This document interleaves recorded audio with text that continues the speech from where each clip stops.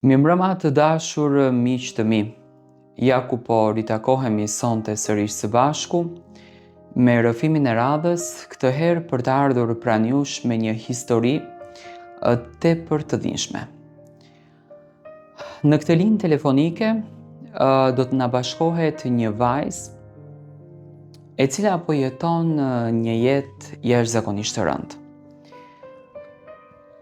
Jemi një vitin 2026, një vit i cili njerëzit kanë arritur të civilizohen, njerëzit kanë arritur të ndryshojnë, bota po ecën me hapa të shpejt, por siç duket kjo familje akoma pretendon që nusja është një fenomen i cili duhet parë me syrin e një robreshe, duhet me parë me syrin të një sanitares që nuk dua të ofendoj, dhe është e detyruar që të ri në këmbë për të gjitha detyrat që do kunata dhe vjera. Domethënë, problematika e kësaj nuse, e kësaj vajze, është jashtëzakonisht e rëndë. Por, për të ruajtur imazhin familjar dhe për të ruajtur ndjesinë e babait të saj, lumturinë, ajo mundoi që të përbijë gjithçka brenda, vetëm e vetëm për të mos të mërzitur të jatin i cili vuan nga sëmundja vuan nga zemra, thënë shkurt. Sonte do dëgjoni një rrëfim shumë të prekshëm. Unë do ta lidh në linjën time telefonike vajzën e cila dëshiron që ta ndanë në mënyrë anonime rrëfimin e vet. Përshëndetje dashur, të ndëgjoj. Përshëndetje, faleminderit. Urdhëroni, mund ta tregoni historinë tuaj. Unë kam lindur në një fshat të Elbasanit, edhe jam martuar në një fshat përballë. Prindërit më martuan shumë të re. Më kanë martuar në moshën 15 vjeç, shumë e re. Kur martova, burin e kam 10 vite më të madh se unë. Kur martova, unë fillimisht nuk e dija se çfarë është buri. Isha shumë e re, akoma fëmijë. Por gradualisht mendoja që vjera ime, kunata ime do të më mësonin. Dhe ato filluan të kenë një sjellje të tmerrshme me mua. Silleshin keq, më maltretonin. Por mendoja që me kalimin e viteve, këto gjëra do të ndryshonin. Edhe pse unë tek babi, tek mami, nuk i thoja dot. Burim nuk më donte fare.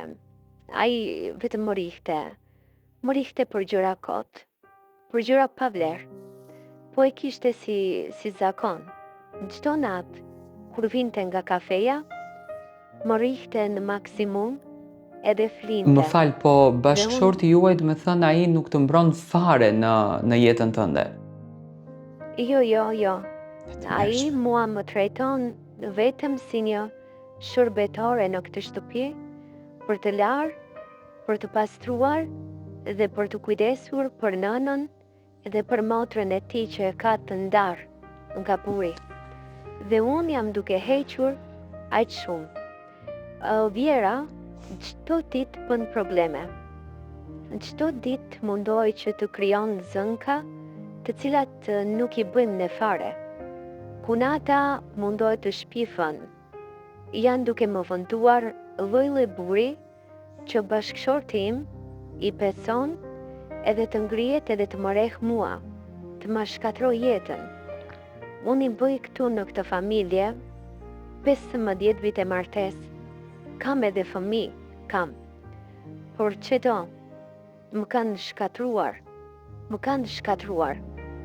Edhe unë këtë histori ja kam treguar vetëm mamit edhe motrës. Për 15 vite jam duke hequr kështu. Më ka thyrë dorën, më ka thyrë këmbën. Sa brinje mi ka plasur duke më rahur. Por ç'të bëj, e kam babin të smur. Po motra jote në këtë rast, çfarë po thot motra? Asgjë, motra thot, rioj motur durohe. Nuk do ndrojmë pura tani. Durohe, thot. Ai thot një ditë do pendohet, do kthehet prap tek ti. Ti s'ke ç'bën, thot, E ke për detyrë, thot e ke burr, atë thot e ke patur, thot fat, e ke patur kismet. Edhe unë e shkreta, ç'të bëj, e duroj, për ditë e për natë. I lutem Zotit, hajtë sonte mos vije gjasme më mirë, më në rregull. Por jo, i njëjti për ditë, i njëjti për natë, i tmerrshëm, katastrofik, më shkatroi jetën, më ndoq shpirtin, palcën ma ka shkatruar, ma beso.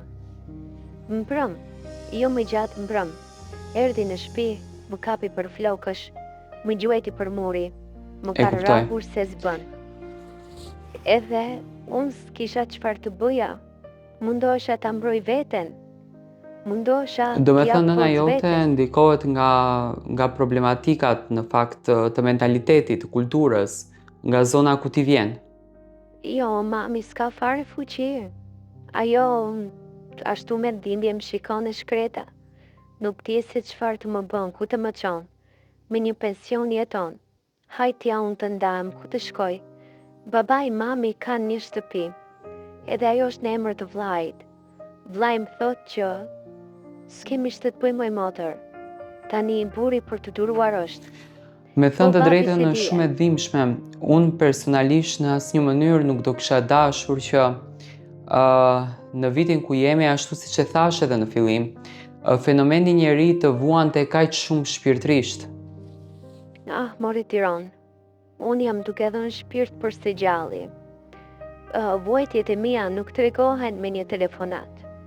Vuajtjet e mia duan ditë Cili dhe është natë. mesazhi jot që dëshiron të transmetosh tek familja jote, se pa marrë parasysh anonim, ato e din se kush je, ato e din historinë dhe me patjetër që ndoshta edhe do të reagojnë, do të reflektojnë për t'i treguar babait tënd se çfarë po vuan.